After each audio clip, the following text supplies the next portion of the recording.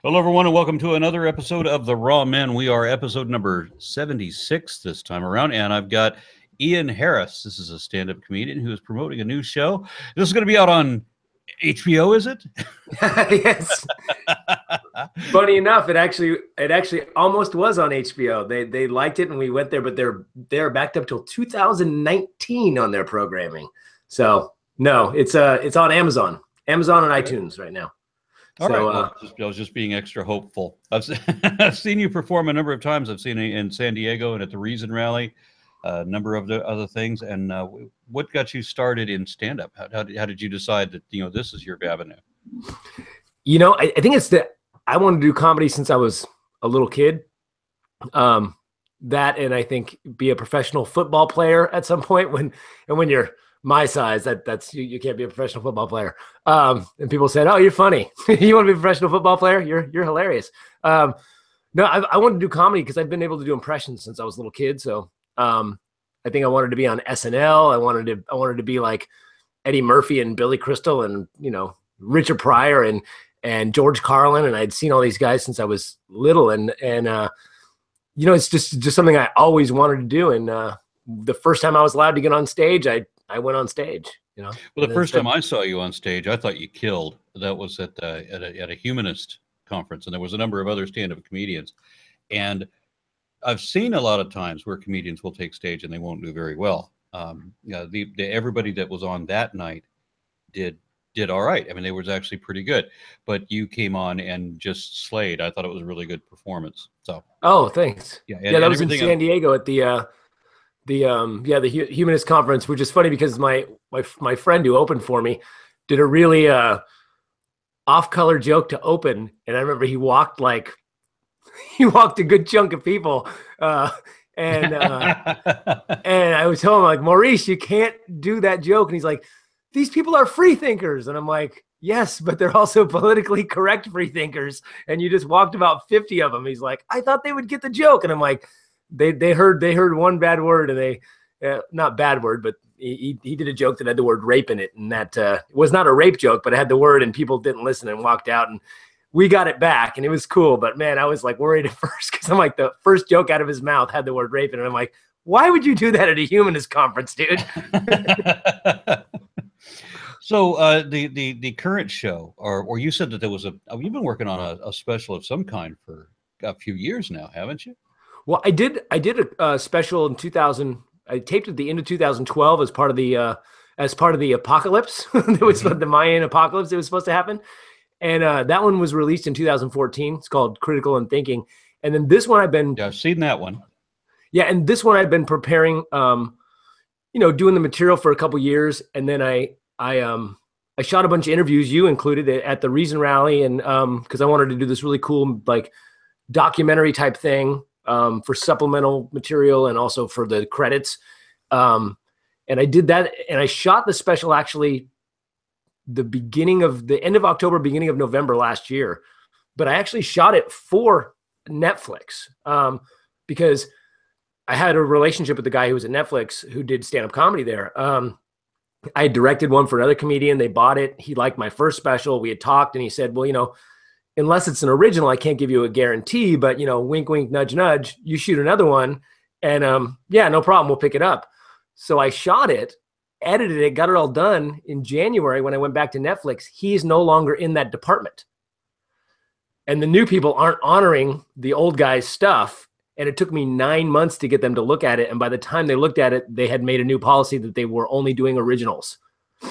So it took me a year to get it out because I was waiting for Netflix to pick it up, and then they ended up not picking it up. And so now I had to release it on other formats, which is fine, but it's just not what I originally planned. And so yeah, now it's on Amazon and iTunes and that sort of stuff. But it's good, I think.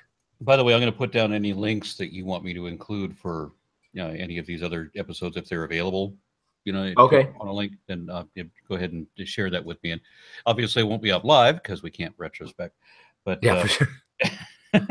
I'm working on the whole time travel thing. It would really help my current series if I could do that, but haven't worked out all the bugs yet. Yeah, well, I don't know why. You're a smart guy. You should get on it. Let's go.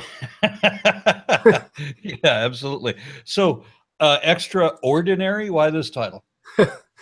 It's no, I won't give anything. It's a play on words, obviously.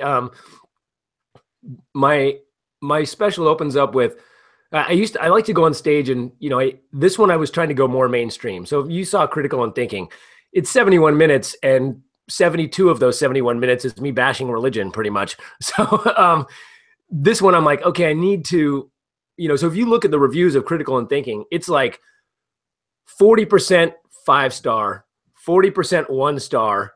And then, the other 20% is kind of sprinkled in that. And it's usually, wow, this guy's the greatest comic. He's so amazing. I've never seen anything like it. Or this guy should be killed.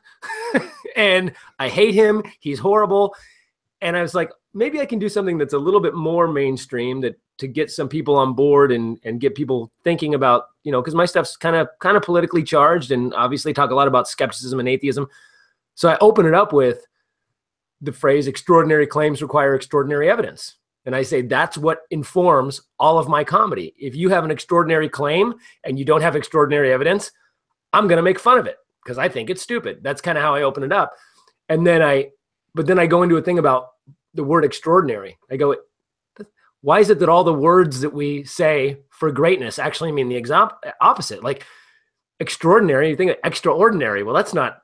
Someone said, hey, man, you're extraordinary. You'd be like, hey, fuck you. You're super fucking boring. You know what I mean? Like extraordinary, that's not good. And incredible means you lack validity. Unbelievable, right? Means you're a liar. So I just thought the idea of playing, like I'm too stupid to get it. I'm extraordinary and I kind of am extraordinary. I'm pretty normal and I'm very normal. So I'm extraordinary. Okay. How do you, because you never struck me that way. So how are you extra normal? Well, I mean, I guess I'm, just in the sense that on some level, I'm your average cis white guy or whatever. I thought you were going to go into the standard thing, the 2.3 kids, the dog in the car, and yeah, not quite. I do have one kid. I don't have any point kids. I don't have any 0.3 or point. My kid is, I could call her 1.2. She's pretty awesome. She's extraordinary. She's, but I think, just in general, I mean, yeah, I'm an atheist and that's not normal. And, I'm a skeptic. That's not normal these days, but, I'm into normal stuff. Like I watch some sports. I'm into mixed martial arts. I own a gym. I've got a wife and a kid, and I'm a pretty standard California guy. I grew up in Santa Cruz, California. I grew up surfing. I'm pretty normal. I mean, so I just think it's for me. It's like I'm trying to be. I'm fairly normal, but I'm also trying to. I'm a little bit counterculture at the same time, but for me that's normal. I mean, I grew up in Santa Cruz in the 80s. Yeah, so you said for you that's normal. I mean, you grew up in California, you grew up surfing and all that. That's not normal. Okay. Growing up in California is not normal. That's probably true. You mentioned that it's not popular to be a skeptic these days, and you mentioned the way that that these people judge you either all in or all out. Right. And I noticed the same kind of thing when I was in a forum that was doing book reviews, and in this occasion they were reviewing my book, and I noticed the same thing. You've got people that give it all 5 stars or give it only 1 star. Right. And is there not a nuance? Is there? And I just noticed that the people have a tendency these days. They have a tendency to do that, and it's a little frustrating that people can't give any deeper thought to that. I was looking at one person who gave my book 1 star, and I went to go look at all of the other things that he'd ever reviewed, all the other things that he judged. And if it was pro-religion, it got 5 stars. If it was against religion, it got 1 star. And that was the way he rated everything. So, okay, just what you like and what you don't like. And this is the dichotomy that is your mind. Right. Well, isn't that kind of how politics are nowadays, where it's exactly it's right wing or left wing, and there's no nuance. It's like if you're a Republican in Congress, you will not vote for it. Could be like the Democrats are proposing a new law that says that you shouldn't kill babies, whatever, with a knife, and they'd be like, wait, Democrats? No, it's okay. We want babies to be killed with a knife. Like it's Democrats. Or no, Obama. Sorry, we will have to vote against it. Like it's crazy. Was it something Obama did that was a really good thing? Okay, well, if Obama did it, then we have to get rid of it because Obama did it, and it doesn't matter. Well, we're going to replace it with something really horrible that screws everybody. Well, that's fine as long as we get rid of what Obama did. Yeah, exactly. And it's funny that the 1-star thing, like like I can watch something, read something, and not personally like it, but I can also recognize its merits. Okay, this was a good film. I don't like this type of film. Maybe I'm not a romantic comedy guy, or maybe I'm not a whatever type of guy. But from a filmmaking perspective, for the actors were good, I can say, hey, not my type of film, but if you like these types of films, 4 stars or 3 stars. I don't have to go, wow, it was a great movie, but I didn't like it, 1 star. Like who does that? That's just bizarre to me. Sadly, a significant proportion of the country does that now. And it's bizarre, right? It's just like what you just said. People have molded themselves into these dichotomies where, and I watch an awful lot of political commentary, where I see the people that are paid apologists for Trump, for example, that no matter what a panel of people may say, no matter what the topic of the news is, this person's job very obviously is to spin that to be pro-Trump. There's never a point where these people can say, well, no, this was wrong. This is where I separate from. No, there's not an independent thought ever at all. And I would expect that even if you're supportive of a particular candidate or a politician or position or whatever, that you're going to be able to see the nuance. Well, yeah, I agree with all these aspects. There's this one thing that I don't like, but or for whatever reason, I don't think this works, but I think these other things are fine. Nobody looks at it like that. Right. And it's very frustrating that people are that way. So more about your special and off of the off of my political sphere. And you're going to have to guide me on this because obviously I haven't seen it. Well, yeah, I mean, it's, I try to do, as always, I approach everything with skepticism, and I try to really be, in some level pro science. I'm not doing a bunch of physics jokes or stuff like that. But this joke is this special. It's I talk on some mainstream type subjects, but I try to talk a lot about science denial.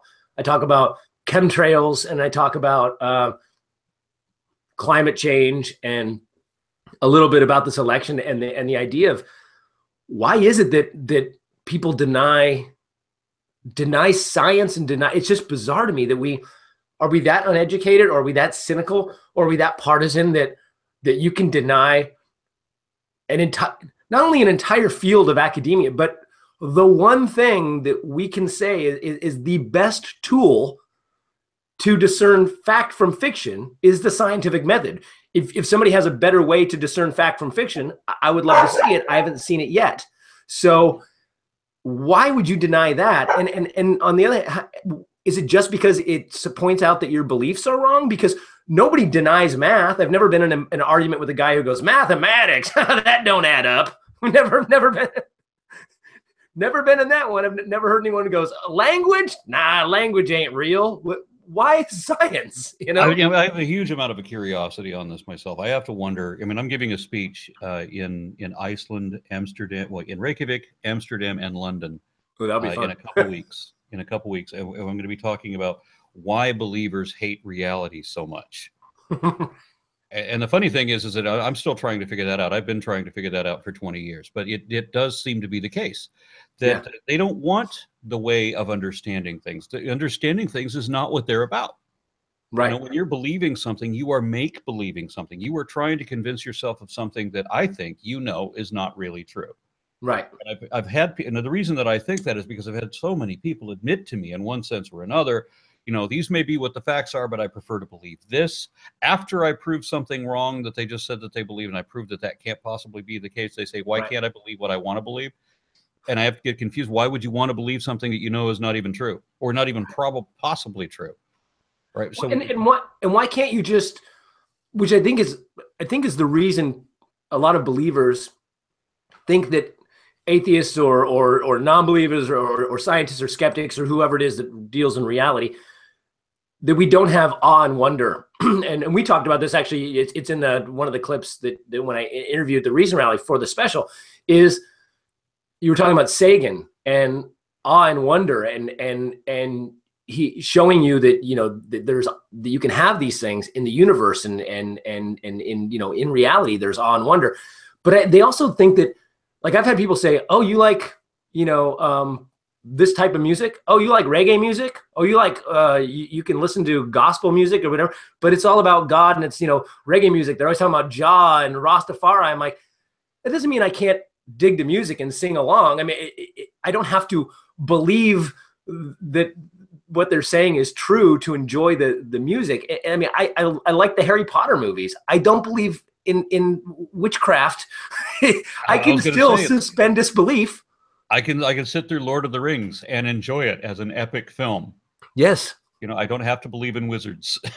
Yeah, and you can pretend for that time, you know? Like, I mean, if my daughter, when she was young, she used to like to build these little fairy houses, and her grandma would have this like fairy thing. Oh, there's fairies in the garden. She didn't really believe it, but it was fun to make believe during that time and have fun and do the thing. And the fairies are gonna come tonight. And she used to play this with her grandma and build these little fairy houses. And if you asked her, she'd be like, yeah, I know fairies aren't real, but it's fun.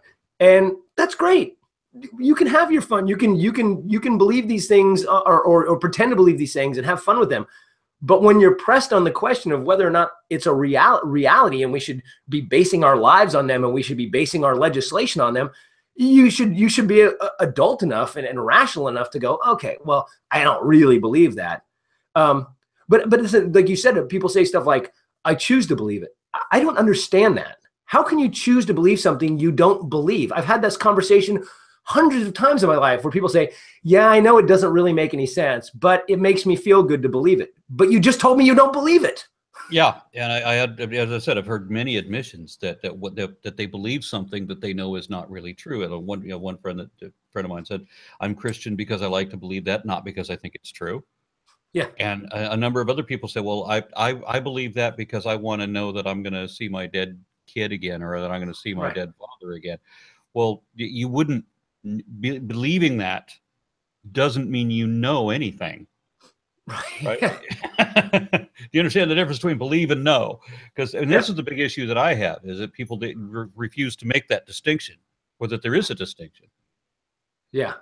I mean, you wouldn't do that in any other form. You wouldn't put rat poison in your coffee in the morning and go, well, I like to believe this is going to sweeten my coffee and not kill me. So since I want to know that this isn't going to kill me, I believe that it's not, and then drink the rat poison. You wouldn't do that. So why do it with the thing that you say, not you, but the thing that always kills me is that, so this is your eternal soul.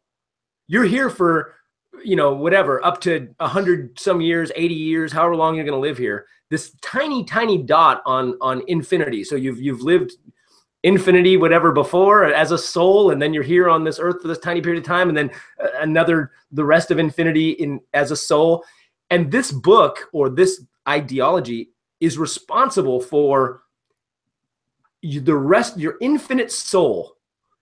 And you're not even going to really pay much attention to that. Like, that's the most important thing in existence. And you give more credence to whether or not your food is GMO or not than you do to whether or not this thing is actually responsible for your, you know, for your soul, or if there even is a soul. Like, that's great. That's the weird thing to me, is that that's the biggest thing to them, the most important thing. And it's the thing they care the least about, whether it's true or not.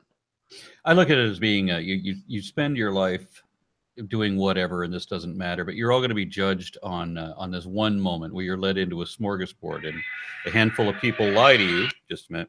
A handful of people lie to you and tell you that you have to eat this, or you'll go to hell, or you have to eat that, or you'll go to hell, and they contradict each other. So you have half a dozen different people giving you different orders about what you're allowed to eat, or maybe you get no instruction at all, but you're judged on what you sampled from that table.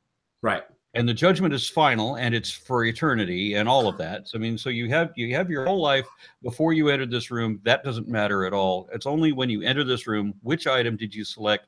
And it's a yes or no answer. There's no judgment. There's no degree of points. It's just, whether we get, it's the stick or the carrot to infinite degree. You get, Right. infinite blowjobs out this door, and we're just going to dissect you alive out this door. This is the way that it is. Right. Obviously not real, right? I mean, and why? This is the thing I never understand. And every time I ask a question, the only answer I ever get is never thought about that. Or they'll say some nonsense about, well, God works in mysterious ways, kind of a thing. But like you said, we're here for the short time to be judged and figure this all out. But my thought is, let's see, you're here, you exist as a soul because it's eternal for however long before you're here in this body. And then you're in this body for this tiny, tiny time to be judged to whether or not you can go back to where you were from the beginning. Why not just keep us where we were in the beginning and let it go? Like, why even go through this whole process? It's just some sort of crazy, mad, like, if I created something perfect and I just said, I've got these kittens and they're awesome and I'm going to have, but at year 3, I'm going to throw the kittens over here in a box for 30 seconds. And if they don't do exactly what I want them to do in the box for 30 seconds, the rest of their life is going to be hell. Like, why would I do that to my cats? Like, that's like some sort of crazy psychotic science experiment. Like, that doesn't even make any sense. I would just keep the cats. They're great. I love them. My dogs, whatever. So you firebombed an elementary school and you ate bacon. Yes. Same punishment for both of you. Right. Because that makes perfect sense. And as long as you say, as long as you accept, as long as you pander to me as being your lord, then guy who firebombed the school, you're good. Not bacon guy though. You're because you can't be forgiven for bacon. Yeah. Wait, do I see that the sides of your hair aren't cut? Eternal hellfire, son. Did you share a bench with a woman on her period? Hellfire. Yep. So your judge was female, and you approached the bench, but you did not ask if she was on her period. Right. So, which I'm sure would go down really well in court. It's funny. I actually have a bit in my act about in the new special actually about people say God is our heavenly Father. And I always find that funny because if you look at all the crazy rules and these crazy infinite punishment for these tiny little finite crimes that are, ridiculous. Like you can't touch anything a woman's touch if she's on her period. You can't cut the sides of your hair. You can't eat pork. You can't eat shellfish. These things, you get burned for all eternity in hell. I'm like, and he's our father? I go, if he was our real father, Child Protective Services would be all over his ass by now. And I'm like, and that's what I figured. That's what the devil is. The devil's Child Protective Services. Because if you think about it, it makes a lot of sense. He's always trying to steer us away from our heavenly Father, and it would explain why hell sucks so bad, because it's an underfunded government program. And then remember, you can't be in the house of God if your testicles have been damaged. Oh, that one I did not know. I got to go back through the list. You can't have damaged genitalia. You can't have a zit on your nose. You can't. There's certain criteria. Right. You can't have any of these things wrong with you. Yeah. Or you can't be in the presence of God. So God is a very pristine sort of, yeah. I like it. I like how you can't have a tattoo even if it says "Praise Jesus" on it. But it says "Praise Jesus." It's a tattoo. Do you not read? Go to hell. Tattoos, the Christian tattoos that quote Leviticus. Yes. Just not that part. I know. That's the best. That's why I want to get a Leviticus quote on tattoo, but of course it's going to be the one that quotes that. For you can't have any... that would be an incredible tattoo. Actually, that would be a fantastic tattoo. And then if anybody ever asks, I've got the Bible tattooed right here on me. They go, "You have the Bible?" Yeah, I'm an atheist, and I've got I've got scripture tattooed on me. Really? What is it? Thou shalt have no tattoos. Yeah, that, and you can't approach the Lord if your testicles have been damaged. Yeah. I wish something about if your stones have been crushed. I think is. Did somebody cast their stones at your stones? Oh, yeah, I don't even want to think about that. Right. So back to you, back to your special and off of my stones. Well, all right. What? I'm having fun talking about crushed testicles, which you really ought to read the passage, because it's a great list of things that, why would God be upset if okay, you're physically damaged, so you can't be in my presence. What? This is the God that you're supposed to pray to for assistance, right? Oh, we hadn't even talked about prayer yet. Why do you pray to something that supposedly already knows everything? Yeah. Well, and it's already made his will. Like, that's the one that kills me. And I keep getting called insensitive. In fact, my wife was unfriended by her best friend since she was like junior high. They were friends, like, in each other's weddings, like, I mean, best friends. And but she got married and moved to Texas, and she's been there for yeah, that'll do it. And now she's like, and she was never very religious. I remember, I've known her since I was 6. I went to elementary school with her, and got very religious, very conservative. And my wife just posts stuff on Facebook that's not even specific about anybody, just like, hey, thoughts and prayers are useless. And it's like, and her friend like sent her a letter and was like, you're personally insulting me. And my wife's like, well, when you post Jesus shit, I don't tell you that you're personally insulting me. It's not about you. I think, not only think, I know prayer is useless. I'm posting something about it. If you don't like it, ignore it. Like, move on. What's the big deal? So yeah, they're not. It's just crazy that I get that a lot, where people say, "Why do you care?"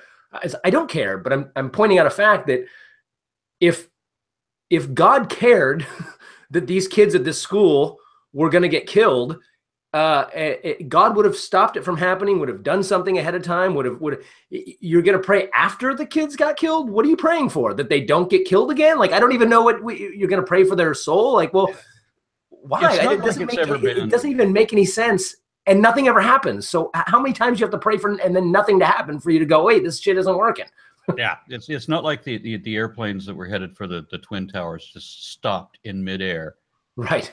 And gently feather fell to the ground where everybody was safe. And now there's an airplane sitting in New York, and nobody can explain this miracle about how this happened. That kind of stuff doesn't ever happen. Never. And believers know that it never happens. Yeah. But the point is they have to pretend that they're never going to die. And they have to pretend that they have the ear of the most powerful being imaginable, who can even make 2 + 2 = 16 if that's what needs to be. Right. Right. So everybody wants to imagine that they have some personal connection to some famous person or some rich and powerful person. Well, what's better than the guy who invented physics? The most famous, most powerful guy ever. It's my homie. I know that dude. Yeah, we go way back. Yeah, we talk every day as if that really happens. Yeah, exactly. Well, just a beautiful thing is when people tell you that you can always, that if you just believe and you ask with your whole heart, and you go out in the desert and you fast for 2 weeks, begging Jesus to reveal himself to you, that he will reveal himself to you. Well, yeah, this exact same thing will happen if you take up Chinese ancestor worship, and you go and you plead with your ancestors to reveal themselves to you, and listen for any small sign that might be them. Eventually, when you start talking to imaginary beings, they will start talking back, and it doesn't matter if they were real or not. Right. Well, it's funny too. Like, people always say, oh, well, you got to, I hear God, or I talk to God, or this and that. And it's like, when, you can say, well, that's just you. You're imagining it. No, some people say, I audibly hear whatever.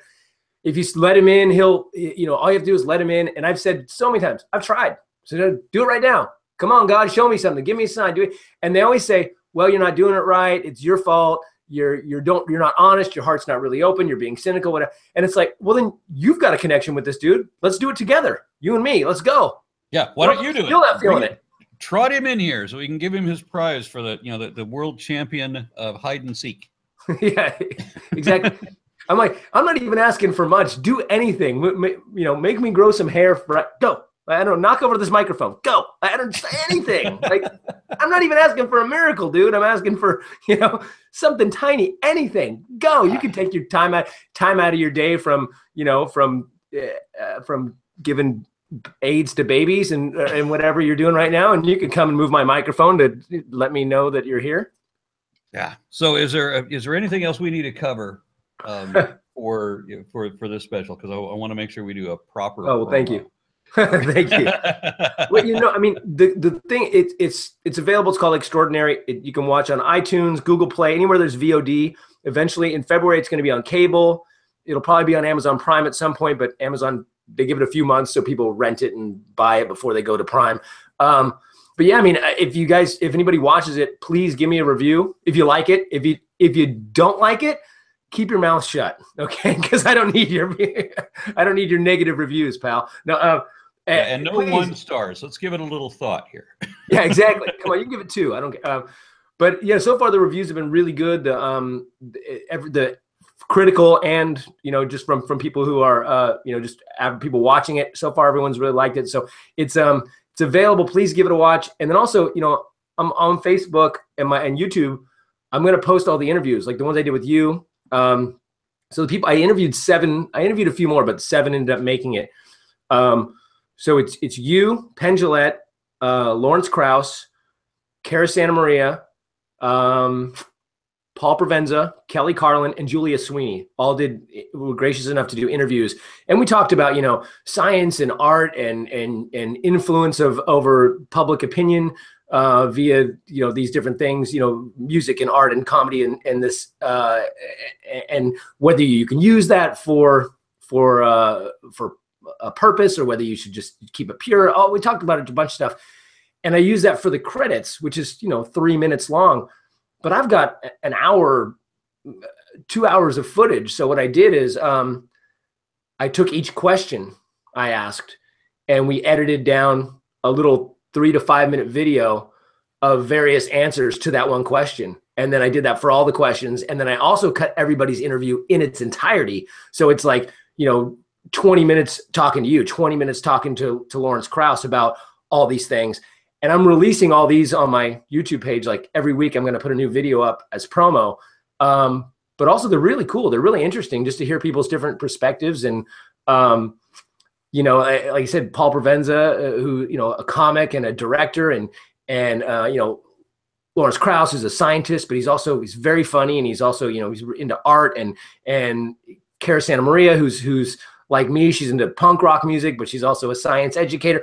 And you know, you and I talked about music as well. You talked about Motorhead. We talked about music. It's like, it's fun for me to hear people's different perspectives on stuff. And so I'm going to be releasing those out there too. So look for, you know, if you guys are interested in that kind of stuff, go to my YouTube page or my Facebook page. I'm pretty easy to find, Ian Harris. And I look like this with glasses usually. And and it's yeah, and just check them out and let me know what you think of that stuff. But that's pretty much it, man. I mean, it's, you know, hopefully if you like it, comedy and reason, it's kind of a good mix of it. And this one I do impressions. I hadn't done impressions in like, so I started out comedy doing impressions. When I was 5 years old, I used to go in my parents' room on like Saturday, Sunday morning. They'd be trying to sleep and I'd be watching Wide World of Sports. And back then they used to put the heavyweight, there was no pay-per-view. They used to put the heavyweight championships on Wide World of Sports. So if you wanted to watch Ali fight Larry Holmes, you're watching it on Saturday morning on Wide World of Sports or whatever, you know, with Howard Cosell.